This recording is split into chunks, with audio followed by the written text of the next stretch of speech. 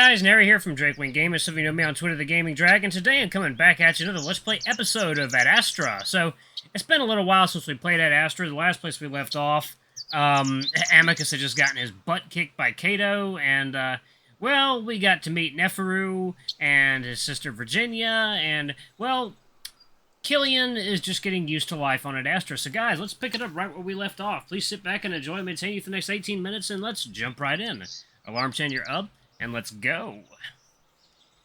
Still have no idea how to change the sound, because it just... and the options don't do anything for the sound. It's so weird. Anyway. I realize then that we're walking in a new direction in the palace. Down a hall I haven't been through since Alex gave me the palace tour. Where are we going? The throne room. Should be empty right now. It's where we'll be performing. I feel myself getting a little nervous as we approach a large set of double doors. Amicus presses his paw to the black panel and they slide open. Inside, I'm greeted by the largest room in the palace that I've seen yet. I look up the glistening walls, craning my neck to see the ceiling arch dozens of meters above us. Afternoon light filters through the windows, lighting up the place in a warm orange glow. Wow! You like it? Yeah! Ooh, excuse me. I look at the throne, framed by pillars and crystals that appear to be levitating. The crystals look similar to the other structures in the palace that are used mainly for a light source. It's just that these ones are a lot bigger. Amicus walks in the center of the room, our footsteps sounding much more cavernous here. We actually don't use it very often. It's more for tradition. So you won't sit on the throne all day yelling at people? Sadly, no. I can only remember a handful of times that Father sat in it. I look around a bit, spinning in a slow circle. And when I see Amicus again, he's quiet. His arms are folded as he stares at the throne.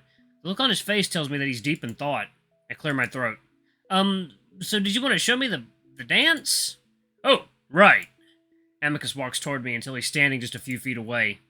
He sighs, then frowns, his ears down. What? I wait, but he doesn't say anything. What? I say it a little more loudly, feeling nervous. Well...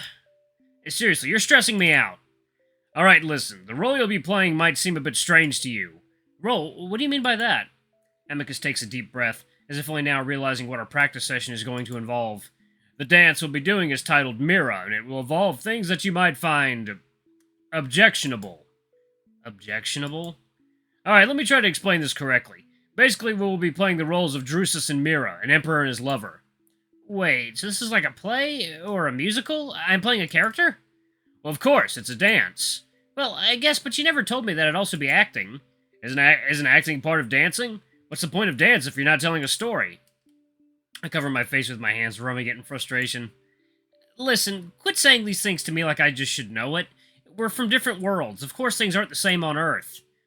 Ah, yes, you're right. I'm sorry. You're so much like a wolf that I forget. It's fine, but what is it that I find objectionable? I remember his description of the dance included the word lover. Wait, what sort of things am I going to have to do with you? The look on Amicus's face worries me. I feel myself getting angry, realizing now why Amicus had put this off for so long. I glare at him. Nothing too explicit, but there's a caressing and a kiss at the end. Oh my god! I let my head drop, closing my eyes. I'm sorry, I just don't make up the dances or the rules. It's simply tradition. I let the silence drag out, letting Amicus squirm. But weirdly enough, I'm not as angry as I thought I'd be. And knowing Amicus for the 2 weeks I've been here, I guess I kind of just expected from him. Still, he's been nothing but respectful to me over the past few weeks, and if it means I can go home... Is that it? You caress me a little and kiss me at the end? For the most part, yes. And you're playing the role of a female, so you must dress a certain way. Are you kidding me? I feel my face flush red. Something that Amicus has told me is kind of unnerving to see for someone covered in fur. Why do I have to do it then? Go get a female dancer or something. A professional would do this way better than me. That's not the point of the trial. Me teaching you is part of it, and it's simply the role of the pet to do so.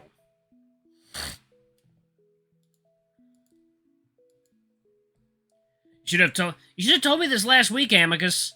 Amicus doesn't seem to have an answer for that besides a mumbled sorry. We stand there in awkward silence for a little while longer before Amicus squares his shoulders. Listen. I'll not force you to do anything you don't want to. That I promise. But doing this dance convincingly is needed for us to win. I sigh loudly. Who's even judging this? Cato and triumvirates from 5 other major cities. Triumvirates? Groups of 3 that govern the cities. So why do you even have to know music or dance to become an emperor anyway? Well, the more well-rounded the wolf, the better he is for the emperorship. An emperor that can fight just as well as he can dance shows good character. Alright, fine, just show me the dance. Amicus lets out one of those relieved sighs that he seems to have reserved just for me. Thank you. Again, I'm sorry. I was just so busy with official business and everything else, I didn't know how to approach you about this. Well, next time just tell me. I'm honestly more annoyed that you waited so long.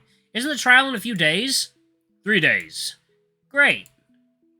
But it's a simple dance, so you'll be able to learn it in a few hours. Then we can practice tomorrow, too. Alright. I look around. So, do we have music or something? No, we don't need music, do we? I mean, I guess not. On Earth, we usually dance to music, without having to tell a story. Oh, really? So you just dance for no reason? Kind of. We usually just dance to have fun. So why do you need music? I think. It's such a basic thing, but I've never had to explain it to anyone before, so I find myself trying to figure out the right way to go about it. Well, we need a beat or a rhythm to dance to. I mean, not always, but we usually have to move but usually we move to an even-spaced beat. Amicus absorbs that for a second, then chuckles. What? That's such a primate thing to do, to bang sticks and rocks together. You love your rhythms, it just sounds so, interesting. I frown immediately, picking up on the condescension. You mean primitive? No, just different.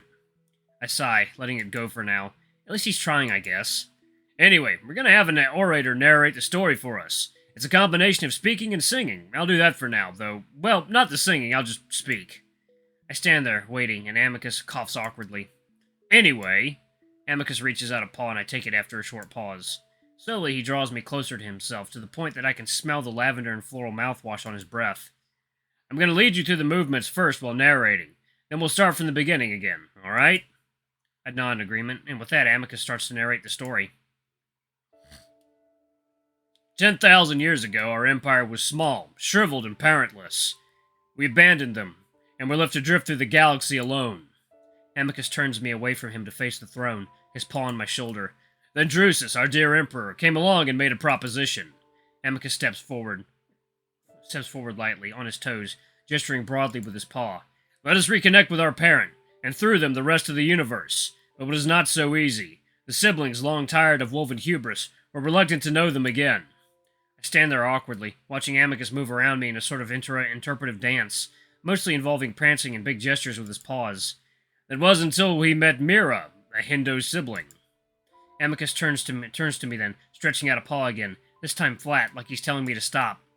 Alright, so just reach out the same way and press your paw to mine. I do as he asks, watching as his massive paw almost seems to envelop mine. He slowly pushes my hand upward, drawing me closer as he does. And before they could help it, they'd fallen in love. The story goes on for a while, Amicus teaching me the steps and hand movements as it does. The process is slow and tedious, but Amicus is patient with me and tells me that it's not the choreography that's necessarily important, but rather the feeling and passion we put into the movements. The story describes Mira and Drusus' relationship, evolving from one of official diplomatic business to true love.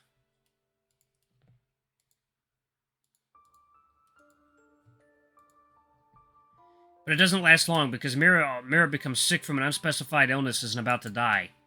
The parents offer Drusus 2 options: save Mira, or save his empire and promise his people prosperity for the next 10,000 years. Drusus wants to choose Mira, even if it means damning his empire for millennia.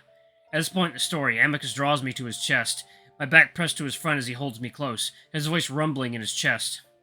Then the story takes a sudden turn. Mira denies Drusus his own decision, instead taking her own life so that his empire might survive. Here I'm supposed to put the back of my hand to my head, like I'm an old-timey woman in a corset passing out. Amicus carefully lowers me to the ground, laying me flat on my back. And so it was that another sibling saved our empire. Drusus was forced into his one remaining choice, which was no longer a choice. Amicus stands slowly, raising a paw to the sky, pointing. To the stars, he said. We are now at Adastra. Amicus holds the pose for a moment, then looks down at me. Is that it? Yes. I sit up and Amicus reaches down to help me to my feet. Wasn't so bad, was it? Well, no, not really. As long as it doesn't matter if I don't do all the steps right. No, you just need to have a general idea of it. Better, remember, it's the feeling you need to get right, the tragedy of it all. So, is that story true? It seems like a weird choice to give someone. And he made a really stupid decision. He basically killed Mira. Amicus shrugs. It's mostly just a dramatic story, but Drusus was a real person, and so was Mira. She did take her own life, but we don't really know why, or the extent of their relationship.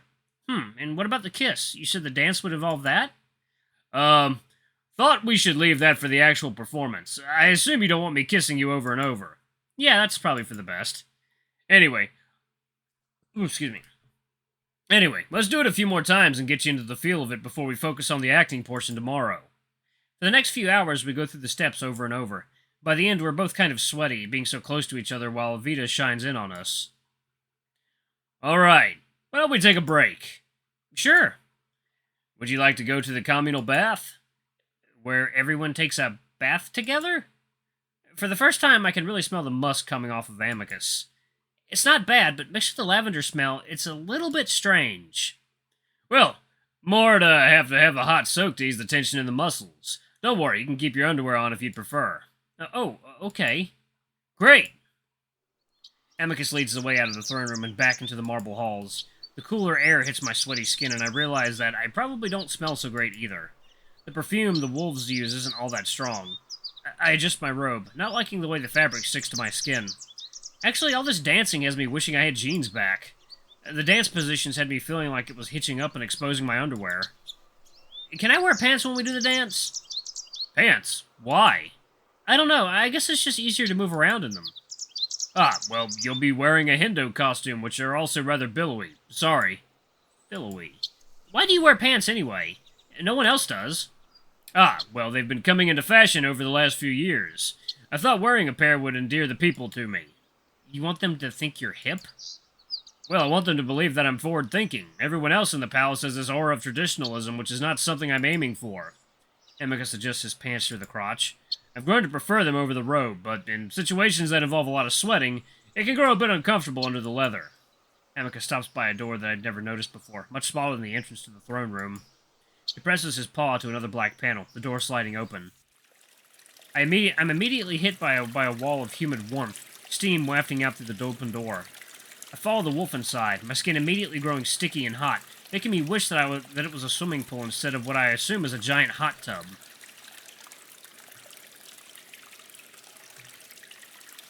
Hot Tub Time Machine, Rome Edition. The wolf starts to strip off his clothing. Oh, that's a penis. Ah, I've been needing this all day. Also, excuse my nudity, but the water isn't kind to clothing. Otherwise, I'd keep the underwear on. I shrug. It's not like I haven't seen it before. Right. The wolf says. The wolf lays his clothing down on one of the benches, his nude, sweaty form obscured slightly by the steam. He stretches, arching his back, his thick body thinning out a bit as he does. His dick also sticks out quite a bit, and even though I might have seen it before, the shameless display is a bit much and I have to look away while I slowly strip off my own robe. You're joining me, yes? Yeah. Good. I think you'll really enjoy this. It's very hot, but you get used to it. Amicus walks up to the edge of the pool. There are two methods, either get in slowly or all at once. And with that, the wolf jumps into the pool, practically cannonballing into the center and sending up a huge wave that washes over the sides. The water that creeps up onto my feet is hot enough to make me flinch. Amicus comes back up, his fur plastered to his face, and as he gasps and lets out a strained yell that makes it sound like he's in pain. Ow! Ow! Ow! Ow! Ow! Ow! Are you alright? I walk up to the edge, feeling the hot water under my feet. Fine, just getting used to it. And now I am. Amicus grins up at me. I stand there in my underwear, frowning down at the water. Come in, it feels good. That didn't look like it felt good. Quit being such a flower and get in. It's only the first few seconds that are painful. Flower? The main insult used by the wolves when attacking someone's masculinity. Well, I guess you do really have a low pain tolerance, so I start to dip a toe in. Hey! Amicus glares up at me, then grins, and I know that look well by now. Hey, don't! The wolf glides up to the edge of the pool with only half of his muzzle sticking up from the water, like an ominous furry shark fin. I start to move back, but that's when Amicus suddenly rises out of the water, stepping onto an underwater bench along the edge of the pool that I hadn't seen. He wraps his arms around me, his hot, fur-plastered body squeezing against me for a moment, then squeezing even harder as he physically lifts me off the ground and falls back into the pool. I only have a moment to try and fight the wolf off, uselessly pushing at his bulk before I'm plunged into the steaming hot water. For a moment, I wonder if I'm going to boil alive, but as soon as Amicus lets me go and my head breaks the surface, I can already feel the sting wearing off into a pleasant warmth. I cough a few times, making a face at the salty-tasting water, spitting it out. See? Not as so bad if you do it all at once. I spit out more water. Ah, bad taste? Don't worry, it's just the minerals in the water. I shove a wave of water to Amicus's face, sending it right into his open mouth. He coughs and spits, choking on the water I just forcibly slammed down his throat. Blah, you ass! The wolf paws the water out of his eyes, looking ready to try and splash me as well. He sees me also at the ready, though, hands up to my chest and ready to send another wave into his face. Well, that's enough roughhousing, I guess. Stuff like that is best left for the lake. Hey, you started it! Amicus ignores me, instead moving to sit on the underwater bench. I do the same, sitting a foot away from the wolf, enveloping my face in the steam that rises from the water. Doesn't this feel good? Now that I'm actually paying attention to the sensation of the water, I have to agree.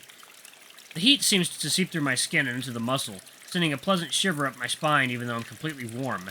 Yeah! I need to do this more often. All this official business nonsense is starting to weigh on my mental capacities. Is it really nonsense? For the most part, it really is. So much useless etiquette and protocol. Sometimes I completely understand what it is Cassius dislikes about the current way of things. What way of things? Oh, just the way politics work. Never saying what we're actually thinking, using coded language. It slows things down. But I know that there's a reason for it, keeping things civil and peaceful, mostly. Save it right here.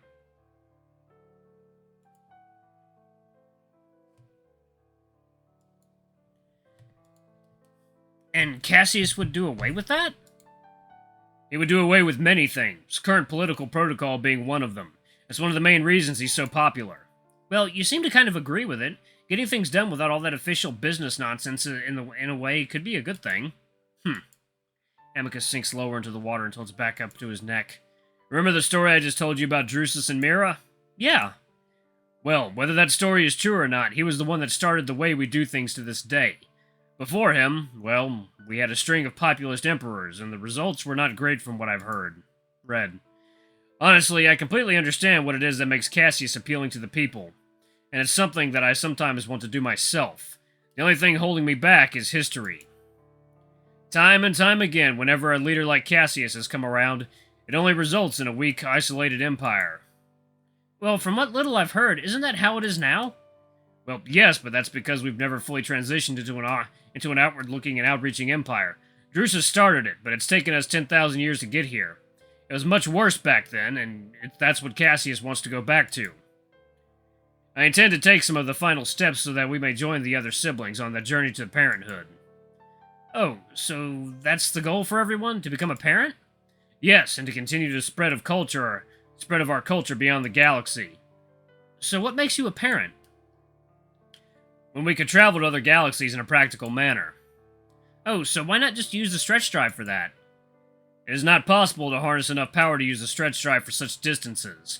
The parents have a different method, but they haven't told us how, obviously. So are you close to doing it? To intergalactic travel? No. Is anyone? Well, there are rumors that the Kyllians are on the verge of it. It wouldn't surprise me. It's assumed that they already know how to use their own stretch drive. Alright guys, I'm going to pause it right here. Thank you all so much for watching. There's definitely going to be a lot of editing done in this video. Thank you guys so much for watching. Don't forget to like, comment, subscribe, ring that notification bell. Leave a super thanks or a tip if you can. It always helps. Until the next video, I love you all. I'll see you next time. Bye-bye!